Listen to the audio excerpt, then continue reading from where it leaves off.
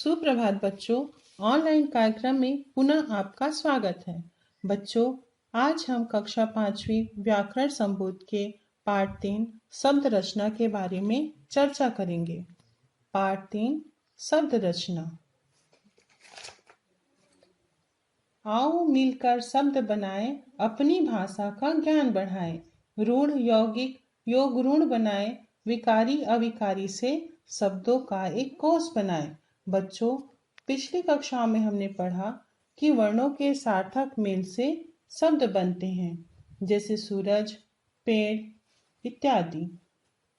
कई बार बोलते समय हम सार्थक शब्दों के साथ कुछ ऐसे ध्वनि समूहों का भी प्रयोग करते हैं जिनका कोई अर्थ नहीं होता, जैसे पानी वानी, गर्मी सर्मी। यहाँ वानी व सर्मी का कोई अर्थ नहीं है, अर्थात ये निरर्थक शब्द हैं। शब्द दो प्रकार के होते हैं, सार्थक और निरर्थक। व्याकरण में केवल सार्थक शब्दों के लिए ही नियमावली है। शब्द के भेद। हिंदी भाषा में सभी सार्थक शब्दों को 3 आधारों पर बांटा गया है। पहला, स्रोत या उत्पत्ति के आधार पर। दूसरा, रचना या बनावट के आधार पर। तीसरा, प्रयोग या व्याकरण के आधार पर। तो बच्चों, पहले हम उत्पत्ति के आधार पर जानते हैं। इनके 4 भेद होते हैं, तत्सम, तद्भव, देशज तथा विदेशज। अब हम जानते हैं तत्सम के बारे में। जैसे कि नाम से ही है, तत् अर्थात उसके और सम यानी समान, अर्थात उसके समान। बच्चों, किसके समान? संस्कृत शब्द के समान। जो मूल संस्कृत शब्द है वही तत्सम कहलाते हैं, अर्थात जो संस्कृत शब्द ज्यों के त्यों हिंदी में प्रयुक्त होते हैं उन्हें हम तत्सम शब्द कहते हैं।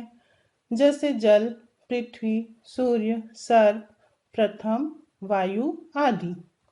जिन शब्दों में ड़, स, श और ज्ञ आते हैं वे भी तत्सम शब्द होते हैं।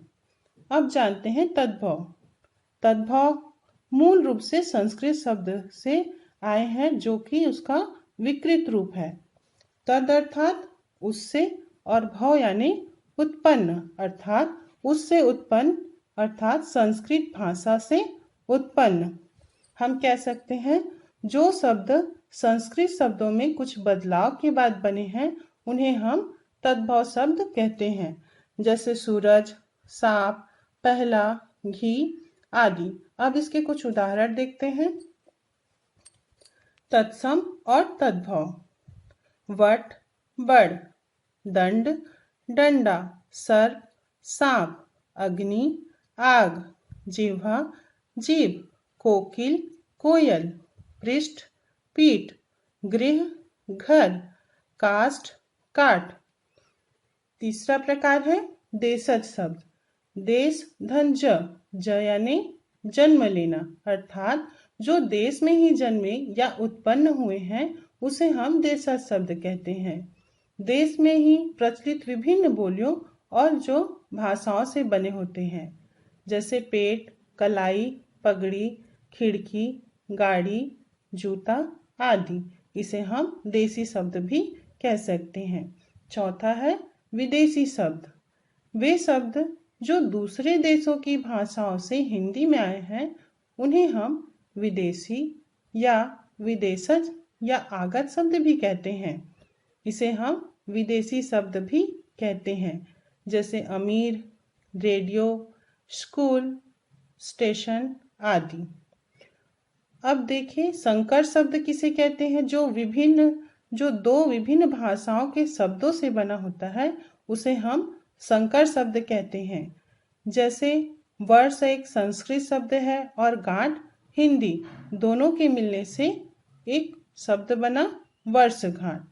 वैसे ही रेल और गाड़ी, रेल अंग्रेजी शब्द है और गाड़ी हिंदी है, इससे बना शब्द है रेलगाड़ी। अब रचना के आधार पर शब्दों के 3 भेद होते हैं, रूढ़ शब्द, यौगिक शब्द और योग रूढ़ शब्द। तो पहले हम रूढ़ शब्द को जानते हैं। ये ऐसे शब्द होते हैं जिनकी यदि हम टुकड़े करें या उसे वर्णों में अलग अलग करें तो उन टुकड़ों का कोई अर्थ नहीं निकलता। जैसे आदमी, कवि, घर, दूध, पशु, होश, मस्त आदि। इन्हें हम मूल शब्द भी कहते हैं। यौगिक शब्द, जो शब्द दो या दो से अधिक शब्दों के योग से बनते हैं उन्हें हम यौगिक शब्द कहते हैं। पाठ धनशाला बराबर पाठशाला, सब्जी धन वाला बराबर सब्जी वाला, चिड़िया धन घर बराबर चिड़ियाघर, देव धन दूत बराबर देवदूत। तीसरा, योग रूढ़ शब्द। ये ऐसे शब्द होते हैं जो यौगिक शब्दों की तरह दो या दो से अधिक शब्दों के योग से तो बनते हैं पर इनका एक विशेष ही अर्थ होता है। जैसे हिम का अर्थ होता है बर्फ और आलय का घर, परंतु इससे बने हुए शब्द का अर्थ क्या होगा? एक पर्वत का नाम हिमालय। ठीक है, हिम धन आलय बराबर हिमालय, जो कि एक पर्वत का नाम है। जल धन ज बराबर जलज, इसका विशेष अर्थ होगा कमल, जो कि पर्यायवाची के रूप में जलज उपयोग होता है।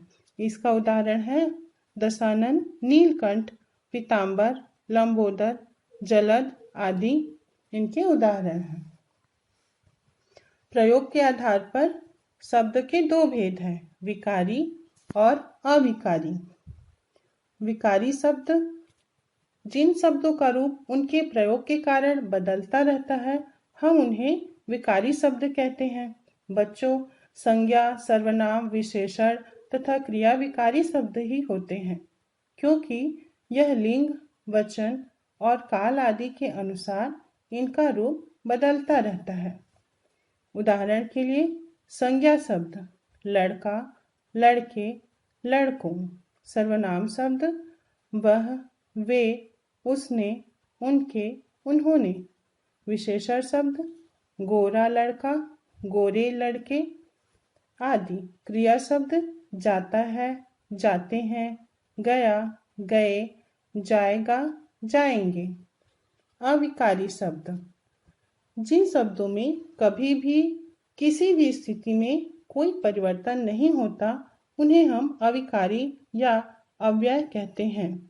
जैसे यहाँ, वहाँ और परंतु, अरे, धीरे धीरे, किंतु, जैसा तैसा आदि। इसके प्रकार हैं क्रिया विशेषण, संबंध बोधक, समुच्चय बोधक तथा विस्मयादि बोधक। शब्द को हम रेखा चित्र के माध्यम से समझाते हैं। विकारी शब्द के अंतर्गत संज्ञा, सर्वनाम, विशेषण, क्रिया ये सभी विकारी शब्द कहलाते हैं। अविकारी शब्द के यहाँ पर प्रकार दिया गया है।